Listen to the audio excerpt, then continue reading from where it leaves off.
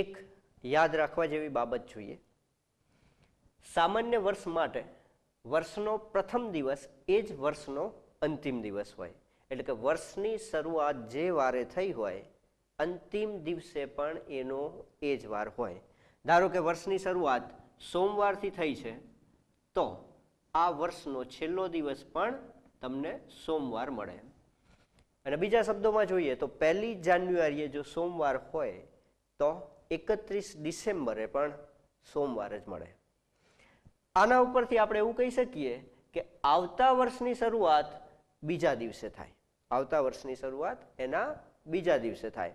કારણ કે સોમવારે વર્ષ શરૂ થયું તો સોમવારે પૂરું થવાનું છે. તો નેક્સ્ટ જે વર્ષ આવે છે એનો પ્રથમ દિવસ મંગળવાર હોય એટલે કે એના બીજા દિવસે શરૂઆત થાય. હવે આ સામાન્ય વર્ષ માટેની બાબત થઈ.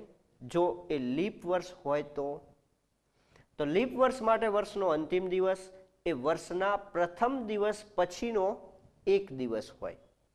જેમ અહીંયા સોમવારે શરૂઆત થતી હતી તો સોમવારે પૂર્ણાહુતિ થતી હતી, પણ અહીંયા જ્યારે લીપ વર્ષ હોય ત્યારે જો વર્ષનો પ્રથમ દિવસ સોમવાર હોય તો વર્ષનો અંતિમ દિવસ સોમવાર નહીં પણ મંગળવાર આવશે.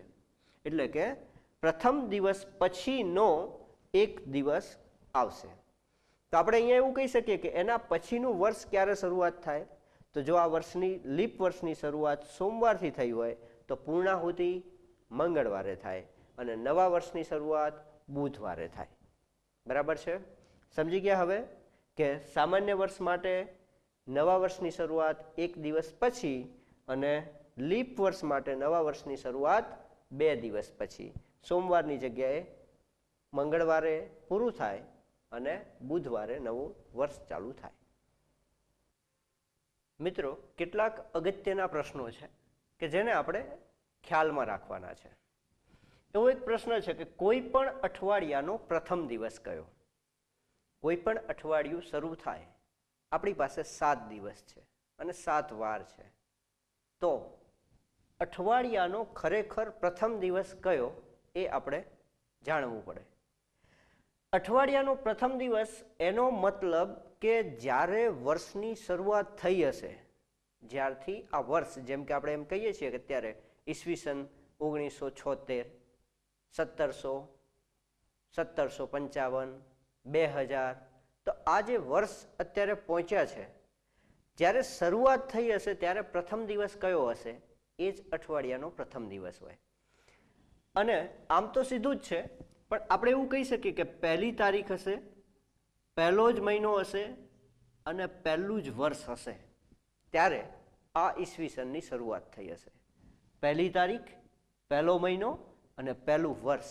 ભલે આપણે અત્યારે 21મી સદીમાં છીએ છતાં પણ શરૂઆત તો પહેલા વર્ષથી થઈ હશે. અને એ દિવસે સોમવાર લેવામાં આવ્યો છે. એ દિવસે સોમવાર લેવામાં આવ્યો છે. તો હવે તમે સમજી ગયા છો કે જ્યારે વર્ષની જ શરૂઆત સોમવારથી કરી છે તો અઠવાડિયાનો પહેલો દિવસ કયો હોય? સોમવાર જ હોય.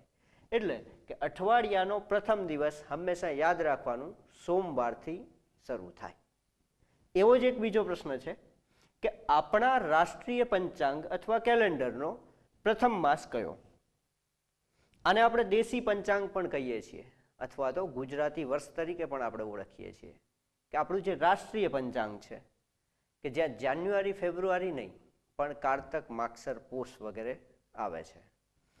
હવે આ રાષ્ટ્રીય પંચાંગનો પ્રથમ માસ એટલે કે પહેલો મહિનો કયો છે?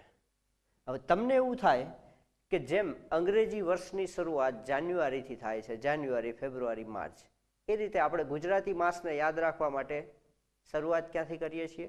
કારતકથી. કે કારતક, માગસર, પોષ, મહા. તો આપણે એવું કહી શકીએ કે કારતક મહિનો એ પ્રથમ માસ હોય, પણ એવું નથી. આપણા રાષ્ટ્રીય પંચાંગનો પ્રથમ માસ ચૈત્ર છે.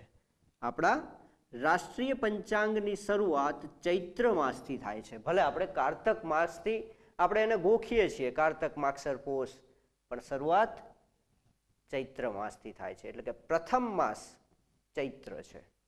તો એ જ રીતે રાષ્ટ્રીય પંચાંગનો છેલ્લો અથવા તો 12મો માસ કયો? તો ફાગણ માસ આવે. છેલ્લો માસ ફાગણ આવશે.